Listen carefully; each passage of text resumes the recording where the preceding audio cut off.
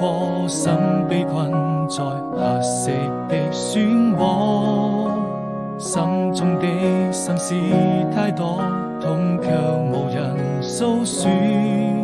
離開就會難過，愛人總要飽受折磨。美好生活，那年的夏天，坐在窗邊眺望着，背着雨成日落，怕自己內心那麼脆弱，還無法擺脫，照亮了你和我已被遺忘的角落，用情也勝